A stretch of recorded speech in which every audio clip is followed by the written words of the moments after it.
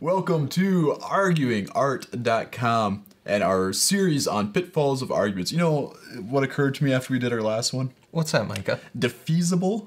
Yes. Sounds like a British punk rock band. Defeasible. Defeasible. This Sunday night, come to the arena to watch Defeasible. This week we are okay, so the series is on pitfalls of arguments. Adam's going to explain to us what explanations are, which sounds a little bit redundant in and of itself. But it's important. It is. Welcome to arguingart.com. I'm Micah Luke. I'm Adam Sterner. He's Adam Sterner. I am.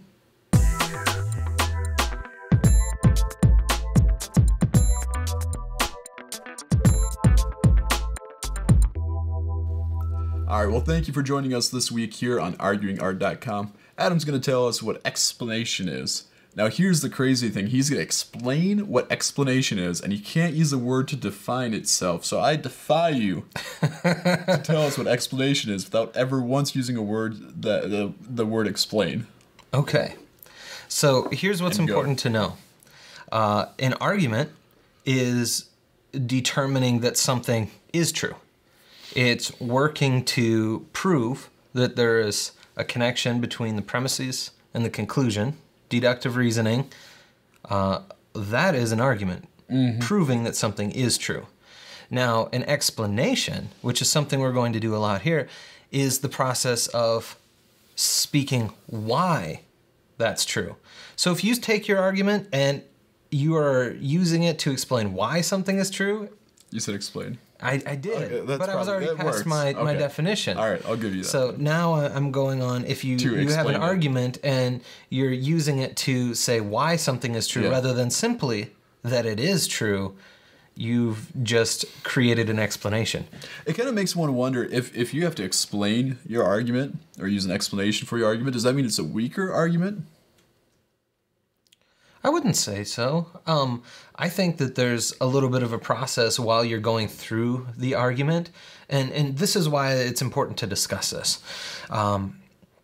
When you are creating your argument, writing out your points, and having that on the page, the process that you go through to prove that it is valid, why it is valid, is your explanation.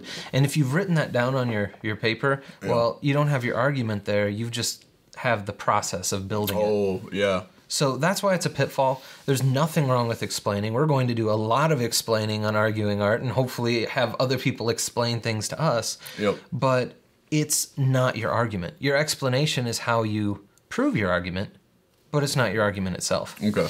So it's actually important to know what the explanation is to make sure that when you discuss, you have an argument. Yeah. That you're not just running at the mouth. Yep. It's like actually getting somewhere, right? Yeah. It's like trying to do a science experiment without your hypothesis. Yeah. Yeah. You have your argument. You explain why that argument's valid. But if you just have an explanation of something being true and you haven't taken the time to formally print out each part of it, right, then you don't have your solid argument and you don't really have your basis of what you're going off of. Yeah.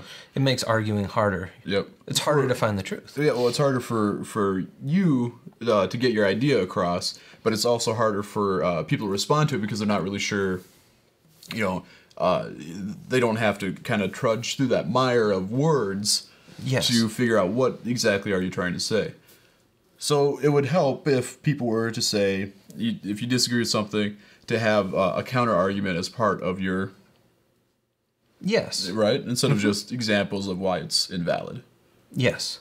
Yep. You build your own argument, you have your own steps, and then you can explain why all you want. But the danger is someone presenting their explanation just to prove something wrong without having an alternate. Yeah. Without having another argument.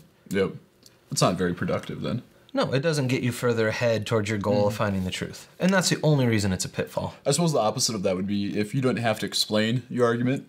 Yes. It's probably not really worth discussing. Because if everybody can look at your argument and go, "Oh yeah, that's true."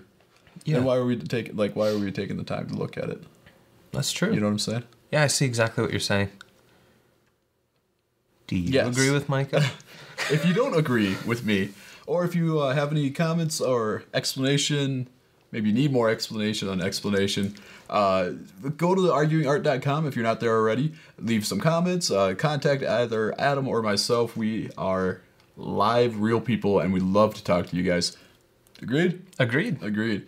So, thank you for joining us on arguingart.com. This is our series on the pitfalls of arguments, and we'll see you next time. What are we discussing next time? Elliptical, I think? Yes, elliptical arguments. Yes. It is. Elliptical arguments. We'll see you next time.